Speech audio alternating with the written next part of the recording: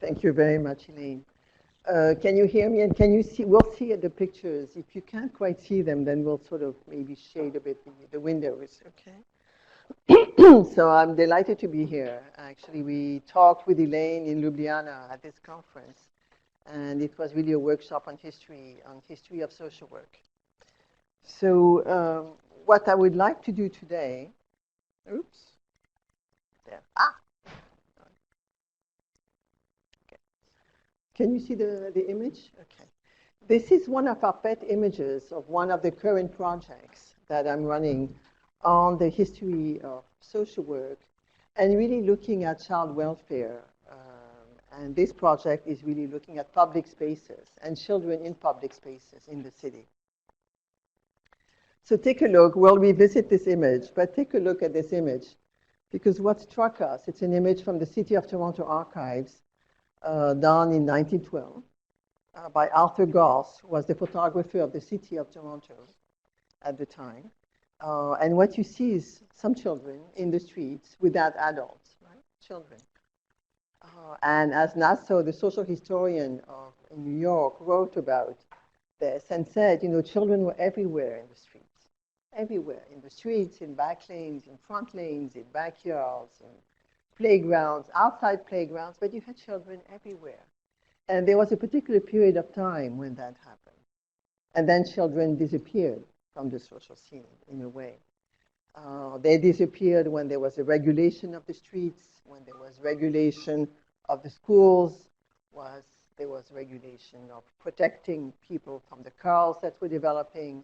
There was a regulation of children to play in supervised playgrounds and not outside on the streets. But what struck us is today we don't really think of children being outside in the streets without adults close to them. And yet, in a lot of the photographs we are looking at, we see children everywhere. Okay? So I'll go back to that. What I'd like to talk about today is, even though there are multiple points, is really three main points. One is about history and social work and the work of the archives, or how we work with archives.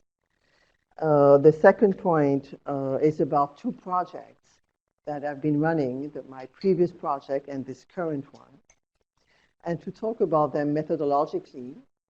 And then thirdly, to talk about, can we use research and transmit that kind of research through things like exhibits? Like, how do we transmit knowledge, if you want? Right? And so I'll talk about an exhibit that's going to be happening in Toronto and one that's happening this week in Brighton. And I'll distribute some material about that as well. Okay. So why history and what histories? The Carnegie Foundation in the United States came up with a few years ago a major book, a major statement about doctoral education, and said that people with doctoral education or with graduate education in social work are really there as stewards of the discipline. So that the knowledge that we develop in social work needs to be more than techniques, or needs to be more than competencies, and needs to be more than the latest developments of knowledge that we know. That understanding history, the history of our discipline, the history of our field, the history of where we come from, is actually essential for the stewardship, as they called it, of the discipline, the field, and the profession. That we need to be able to step back and reflect back. And we need to do this periodically, just as the Carnegie Foundation is doing, because our understanding of the past changes over time. And we bring new questions to bear onto that past. So that's one of the reasons I would argue that history is important. The second question, and the sequence is not, important. Another question is, do we as social workers know the history of the organizations that we have been working in? What struck me teaching in the doctoral program at the University of Toronto is several of our students who had been working for years, in child welfare agencies, in family service agencies, in all sorts of health organizations, didn't have a sense of what the organization had been like years before. And so they told me about new and innovative practices, new methods, community practice, all sorts of things that they thought were really, really new, when in fact they may not have been that new, And we smile at this, or they would say, I never thought about it. I've been working there for 10 years. I don't know. I know it's been existing for a long time, or I know it's a new organization that developed out of a new need, but I don't know. I don't know what prompted it. I don't know what was the vision. I don't know. I don't know. So I then developed a course in the doctoral program about the history and memory of social work and social welfare to really reflect upon that. In clinical work, we talk much more about the importance of the past and the importance of the responsibility of early development and understanding that to understand the present and the possibilities of the future. But we can ask the same question collectively about, do we understand the past? Do we understand where we come from? Do we understand what we have let go of? Do we understand the alternative path, the roads not taken or not pursued, and the strands that remain, and can we build on those? And this is where particular ways of working with the past or with history is really important, or can be meaningful. And it needs to be meaningful to you, not just what's the objective reality. Right? Okay. Another question is, what is the place of history in our current education system and our current research? At least in Canada and the United States, where I worked before, we used to have a course, and we still do have a course, on the history of social welfare. So you start from the poor houses, and then you'd go all the way to the welfare state, and then you would start going down from there, right? Sort of a declining curve, right? But you didn't really have a course on the history of practices. That was kind of before us. We didn't look back. So another question is really looking at the history of practices, how practices have changed over time. This is a different kind of a question. And do we ask the history of our theories, of our knowledge, and which theories have become important, which are fading out, and we were talking about that over tea, which are coming back in a different version, maybe, but there is something about things, the continuities and discontinuities, and things appear and disappear and reappear. Or what are the new words, and what were the old words, and what difference does that make? And then a totally different question, although I think it's related, is what kind of history, what history are we talking about? Are we talking about a global history and our place in it? Are we talking about a local history and our place in it? Are we talking about a national history? Because often, methodologically, in the social sciences, in sociology, in anthropology, or in every, we have really focused on the national, on the state, as the framework for looking at our own history, But we can do this in a colonial, post-colonial perspective. We can do this in so many perspectives. So the question is, what is the framework of the history? What is the territory that we think of, temporally and spatially, and institutionally? Those then allow us to raise very different kinds of questions.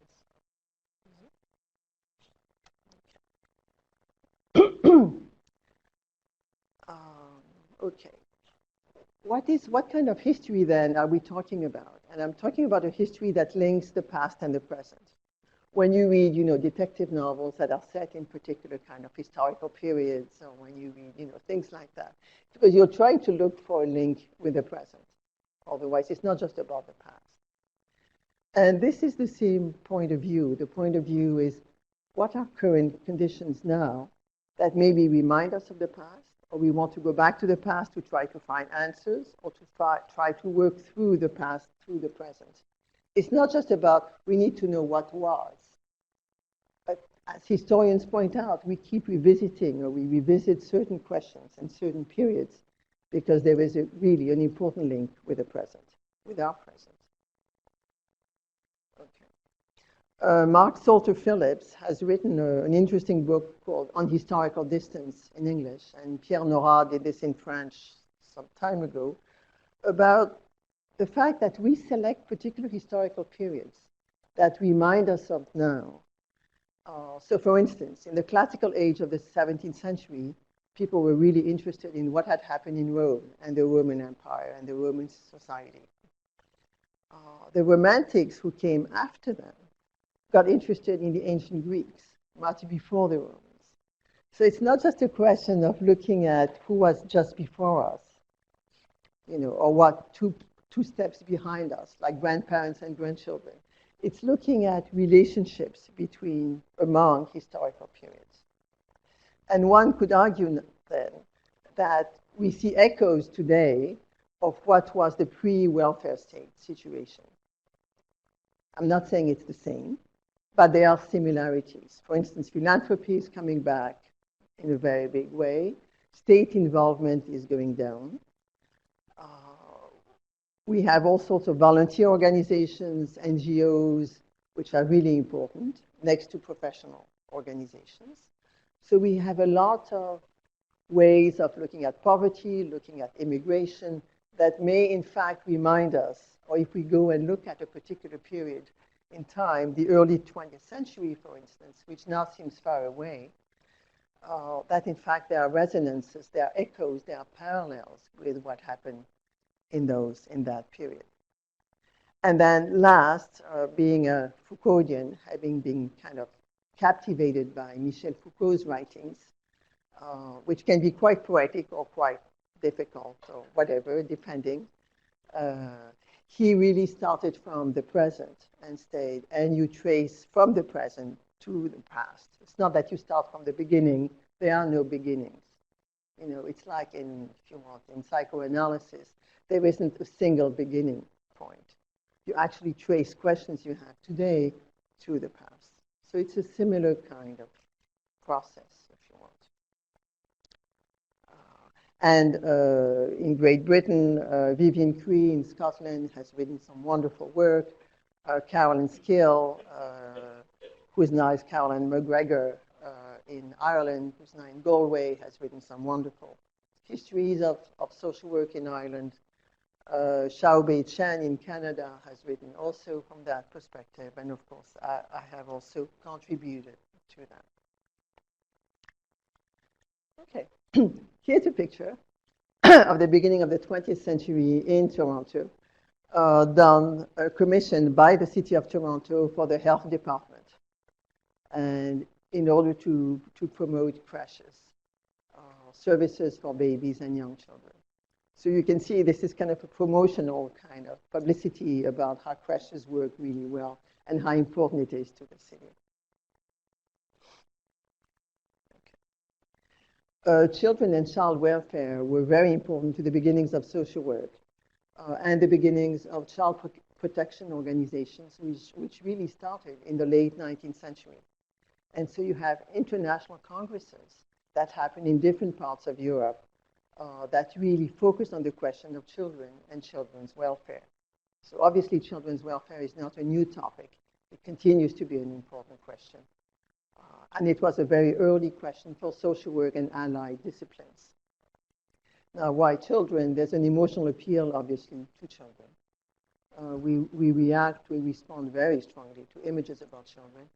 And very recently, the image in the newspaper of the Kurdish boy, Aliyan, whose family name I do not remember, was really the trigger for a lot of people's responses to the refugee situation and the migrant situation now happening. Just as during the Vietnam situation, the image of a little girl running from being burned by napalm was really sort of triggered something extremely emotional, though it was already there. It's not that the image created it, but the image reinforced it. The image became a trigger. So images, photographs, the visual can be quite important. Children also represent the present, and they represent our hope for the future. And this is true for social work, this is true for everyday life, this is true in our common sense understandings in multiple societies. Children are precious in that way. And they represent the hope of who we will become. And as you know, as politicians talk, they talk a lot about children. You see politicians holding children. You see children is part of the rhetoric.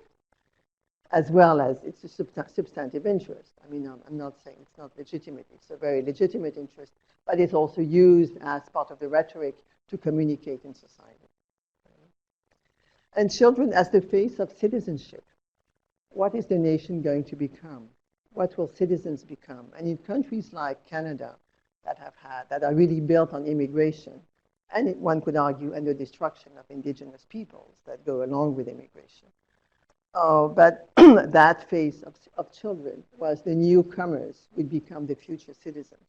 And how did we want the future citizens to be? Okay. And there's a great interest today about children, and there are a lot of exhibits now in the art world about children and child welfare.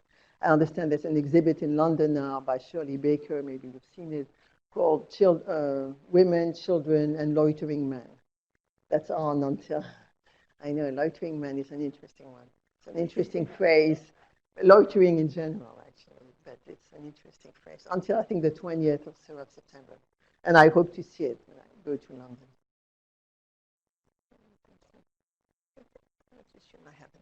Okay, so I would like to talk about, to ground my discussion or my presentation in two projects.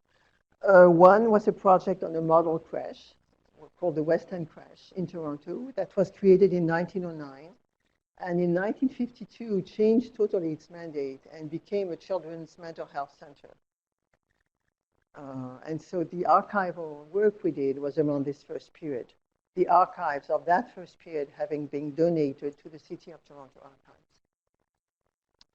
And the current project that you saw the image of, the first image of, is about children in public spaces. Social work has been looking both at services and organizations, but early on, social work was very much involved in doing social surveys. You know, like the Charles Booth survey of London. Then you had surveys in Philadelphia, in Chicago. Settlement houses did their own surveys.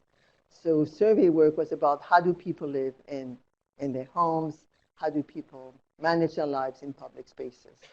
And so if you want, one is the flip side of the other, the two projects. Okay.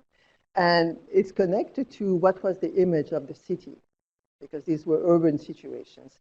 What was the image of the wished for city? What was the vision? What were the aspirations about city life and the place of children in the city? So that's the current project now, which is running. They were both being funded by the Social Science and Humanities Research Council of Canada, which is our major government sponsor for research outside of private foundations. They're both about the beginnings of social work, the very early stages of social work. Some would say it's not even quite social work, it depends. For Toronto, it's the early 20th century. For London, for England, it would be a different period, slightly different period. For the United States, a slightly earlier period as well. Same population of low-income neighborhoods. So it's really kind of superposing of the same population, the same kind of, but with a question, one on the organizations, what were their practices, and the other one on the city. And methodologically, what has changed is we started from something more conventional, starting from text, archival text, and then included some photographs and looked at what additional value did photographs bring, the analysis of photographs bring to our study. The second study is actually the flip side. What if we set aside the text for now and we enter our questions through the lens of the photographs, of the visual? And there are lots of groups and communities that have very little text in their histories, and they have a lot of visual material. So it's an interesting question to what if we start from the visual, suspend our knowledge of text, and then go and gather text to complement visuals, rather than the other way around. Okay? And this is what we did. This requires, of course, an interdisciplinary team. I'm not a photographer. I'm not a scholar of art history. And so I've involved a colleague, Julia Winkler, who teaches here, but at Brighton, at the Brighton University in Photography and Visual Studies and Media Studies, and another colleague, Vidin Galevich, who's a curator and the head of photography department at Ryerson University, which is another university in Toronto. So we're trying to get at this together, find a common language. But we're sort of doing something. And then the second study involves some of the material from Brighton itself and from London, Manchester, but mainly Brighton, and not only Toronto. Oops. Okay, so some more talk about the archive, with a turn to the archive. You know, a lot of history that social work refers to is really taken from secondary sources. And that's a problem with the education material that we use in social work, at least that I know of in North America. I'm not saying that you do this in England, you probably do not. But it's a shortcut that people do in North America, is use a summary made by historians, and then you summarize it for social work. By doing that, you lose the voice of the archive. You lose what the archival material can really bring to you. And yes, it's better if you're a historian or trained as a historian, but even if you're not, looking at the archive will give you a very different sense of what the history was, what the stories are about, than if you just read a summary, or if you just make a summary of it. Summaries have a way of kind of gliding, creating a narrative that's smoothing over the narrative, as some people would use that expression. And what you want is the complexity of the narrative. You want the nitty-gritty of actually the voices of people, and the fragments, and the contradictions, and what you have and what you don't have. Okay. So it's actually much more rigorous to work with the actual archives. And so the archive becomes a material trace. It's not just a text. It's actually objects. It's artifacts. It's like working like an anthropologist. And that's very close to social work, you know, wanting kind of the sense of the everyday, not just the representation of it, but what it is. Arlette Falch, who was a very young student at the time and worked with Foucault in her own work, wrote a wonderful book in 1989 called Le goût de l'archive, which means the taste of the archive. But it's recently been translated into English by Yale University Press, and it's called The Allure of the Archive. It's a wonderful, wonderful book. Another connection is, I think, Carolyn Taylor, who published, I think, in the British Journal of Social Work in 2009, a very nice piece on looking at the locality, the practice of history through very local agencies, and understanding children's welfare and family history and family intervention through local archives. Derrida's discussion in his famous book of Archive Fever is closer to a psychoanalytic one. In other words, he's saying, what is it about the passion that we can have for archives? Think about it in family terms. You know, if you have a family album, if you're looking at traces in your own family, or if you have the lack of traces in your family, because there isn't, the materials are not there. They have disappeared, or they are no longer there, or they have not been there for various reasons. There is a passion about trying to understand what is it, how is it, who has it, how can you gather it? You know? And there is somebody often in the family who takes up the responsibility of the task of trying to put it together. It's a similar kind of archive fever that happens when you do it with social work. And there is the dream, as Derrida says, of trying to get at the bottom of it. But there is no bottom. You know, there is no single concluding point. What you have is pieces and bits and pieces, and you try to assemble them, like an assemblage, if you want. And finally, archival scholars, like social work scholars, like photography scholars, are now also saying archives are not just the reality of the past. They have been made, they have been shaped, they have been distorted, they have been combined, they have been classified in particular ways. So then what that requires is a form of critical interpretive work, like any form of critical interpretive work.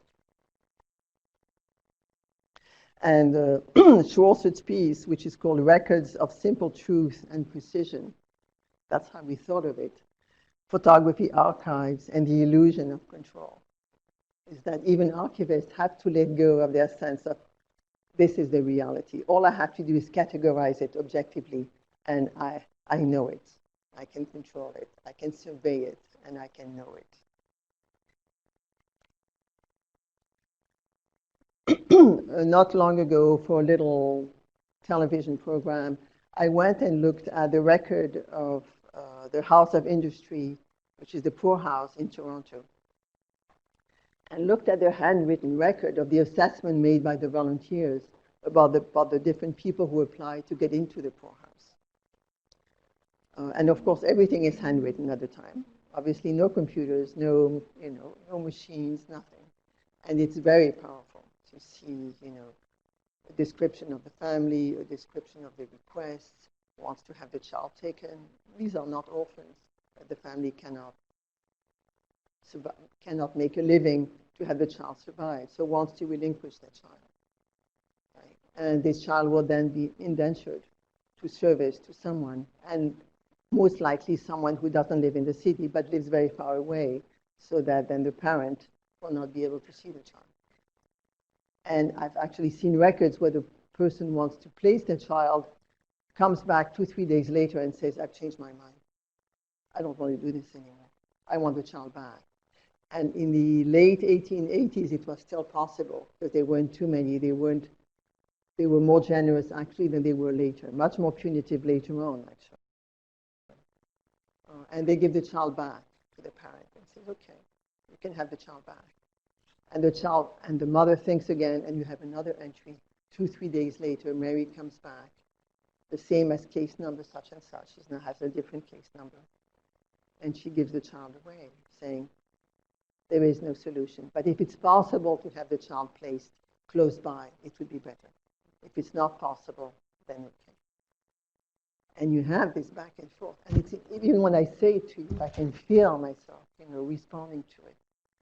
So learning about it in general way doesn't really capture what it is when you actually read it. Okay, so the power of the record, the voices in the record, and the voices missing from the record are really important. Seeing the handwriting, seeing the decision, the decision to give coal and bread denied, and what you have is denied, and the signature. And you see it on the file. The whole thing has been scratched out. Such a simple gesture of saying no. Okay, photographs are the same way, black and white, or the negative, glass negatives, which are very heavy, of the photograph, are also very material. But you have maps, you have newspaper stories, you have reports, you have letters, you have full series and fragments, and you have a jumble of things when you open a folder. So the archival collection is both a story, how did it come to be, and what is it, and is an event as well. Here, to give you a sense of the material, this is a picture of 2 visitor books of the first project. This was the older book, as you can tell. This was the earlier book, and the guest book is the more recent. This was in the 20s, 30s, and this was already in the 50s. These are maps. The first maps of Toronto were made by insurance companies. They weren't made by the city, by politicians. It was insurance companies after major fires wanting to know, okay, what are the risks here? Talking about risk. And you could see here the color. You have the red for the brick, like you have brick buildings in England, and you have the yellow for the wood. So the wood burns much more easily.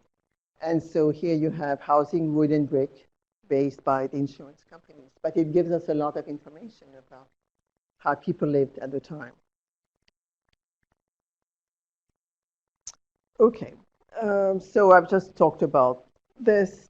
There's something about which kinds of archives do we easily find. We find more easily the institutional, and even the agencies preserve much more their formal kind of records than the informal, than the notes, the administrative debates, all sorts of things which would be really interesting, kind of the kitchen work. You'd like to know what happens. Well, it's much harder to get those kinds of archives than to get the kind of more formal archives. And photographs, well, photographs is an interesting case because right now historians of photography are very interested in photographs and archivists are interested in photographs. But until recently, at least in Toronto, you would have like bags of photographs or boxes of photographs in agencies, totally disconnected from text. And so you didn't know when it was made, who had been the photographer, what was the context of the photograph, how did it go with the text, you had no idea. And some intern in, in one of the museum programs told me that she was asked to sort out photographs and try to figure out what was the date of these photographs. And she said, I started to look at the way the clothing, like how were people dressed?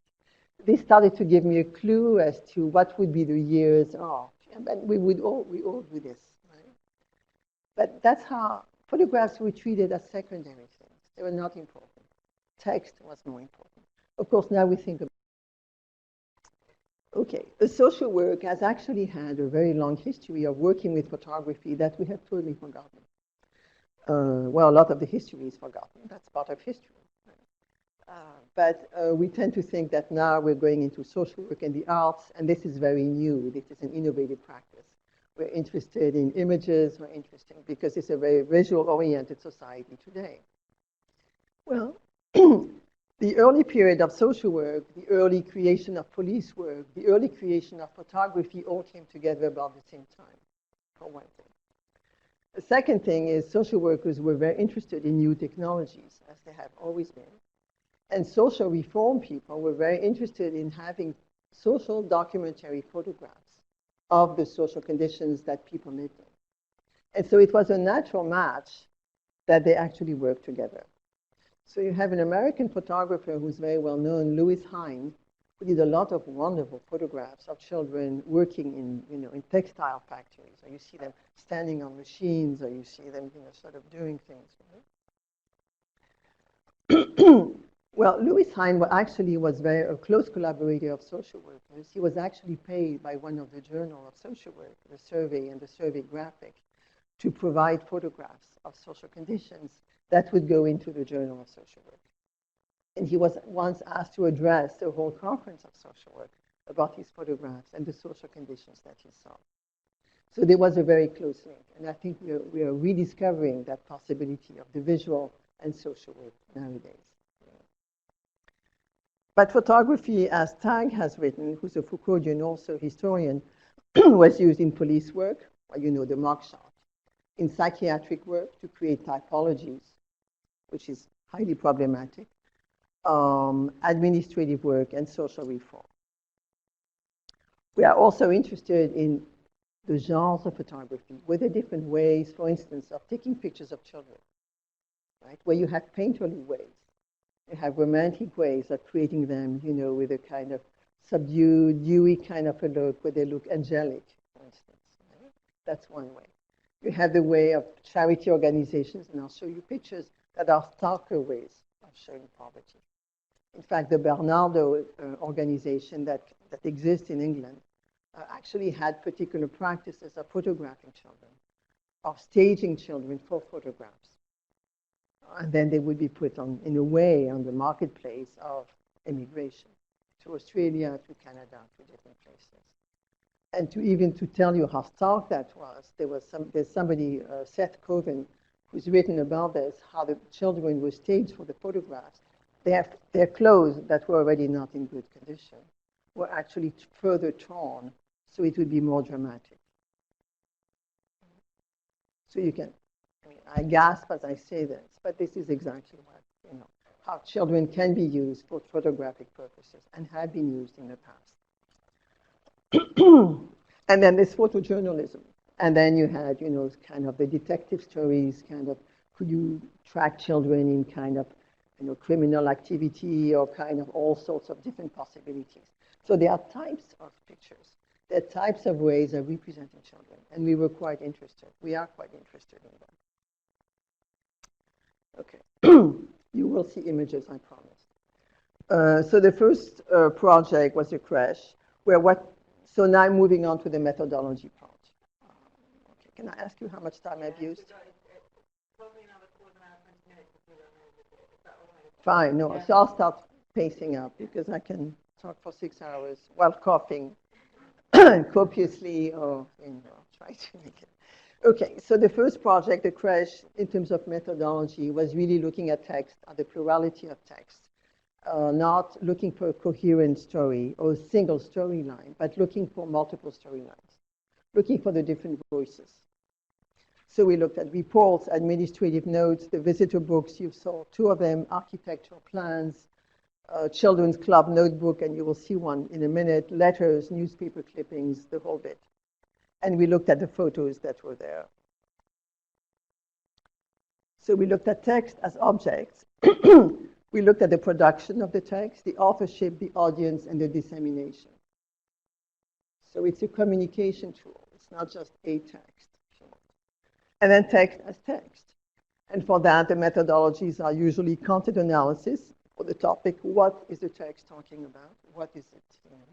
But also in discourse analysis, what is the text doing? What's the rhetoric? What is it trying to shape? How is it trying to shape the message?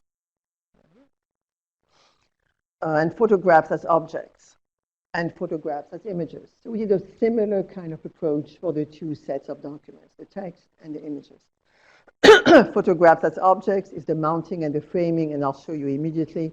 And then photographs as images, the angle, the viewpoint, the type of image. The iconography. And both text and image as stories. So this is one of the visitor books, the old black one that you saw before. So you have the date, you have the entries that were made.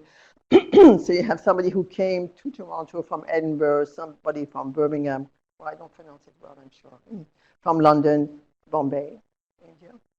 And you have somebody from Panama City.